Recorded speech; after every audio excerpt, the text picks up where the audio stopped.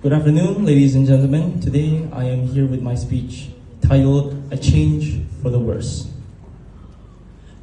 Our environment is beautiful, isn't it? As we gather here, we must recognize that Indonesia is not only a country rich in cultural heritage, but also a vital part of our planet's ecological balance.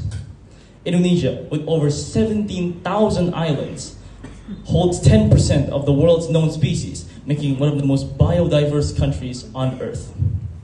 Now, you might think that Indonesia is an amazing place with seemingly no flaws, but you would be wrong.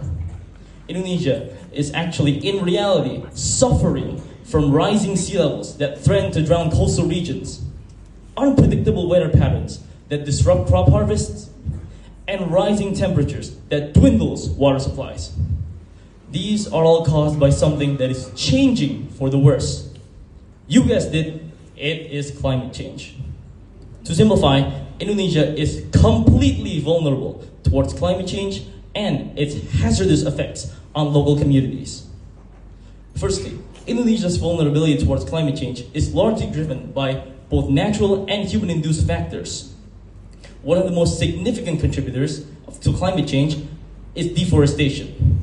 Believe it or not, Indonesia has some of the world's largest rainforests, but unfortunately, due to rapid deforestation, especially in the regions of Kalimantan and Sumatra, these forests are being cut down every single day, slowly but surely dying.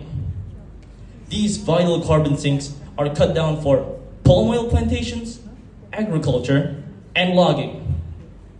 The carbon dioxide that would have been absorbed by these forests are being released into the atmosphere, which results in global warming. In addition to that, another major contributor is burning of peatlands. Peatlands, which are prevalent across the archipelago, store immense amounts of carbon. But when these peatlands are dried up and burnt for agricultural purposes, these greenhouse gases are released into the air, causing air pollution. Finally, Indonesia's rapid industrialization and urbanization have led to increased fossil fuel consumption, which in return creates more air pollution and increases and accelerates climate change. Now, the effects of climate change in Indonesia are profound, with many of its citizens experiencing the consequences firsthand. One of the most significant and severe impacts is rising sea levels. Because Indonesia is a maritime country with vast coastlines, it is particularly vulnerable to this phenomenon. Encroaching seas displace thousands of people every single year. For example, in the coastal village of Bedono in central Java, locals have watched as their land is taken away by the seas. Bedono was once a thriving fishing village, but now most of it is already underwater.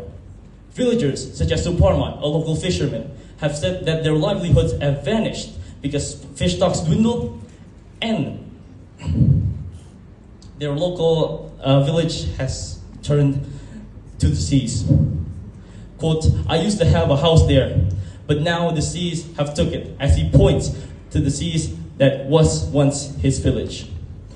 In addition to rising sea levels, unpredictable weather patterns disrupt crop harvests.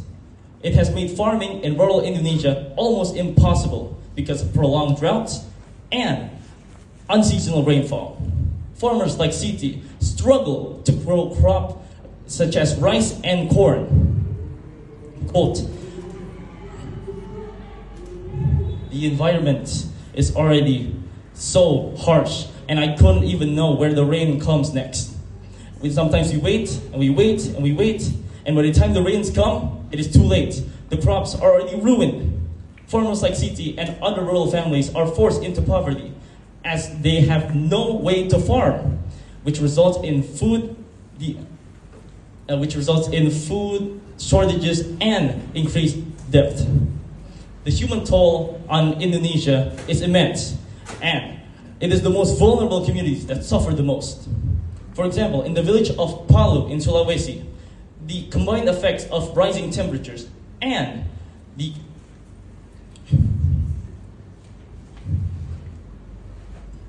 the erratic rainfall have made water supplies vanish. Farmers like Ahmad in the village said that their families struggle to find water now as they don't have any source now. Quote, "My family now has to walk for hours just to find water. And now it has made farming impossible. And we barely grow enough to eat and let alone sell." In Sumatra, forest fires run rampant, and people like Nurul have been exposed to hazardous air for months on end. Quote, "The haze was so thick that the sun, we couldn't even see it. My family was coughing constantly and we couldn't even leave the house. It was like living in a cloud of smoke." People like Nurul and many others have to suffer from this hazardous air that causes significant health risks.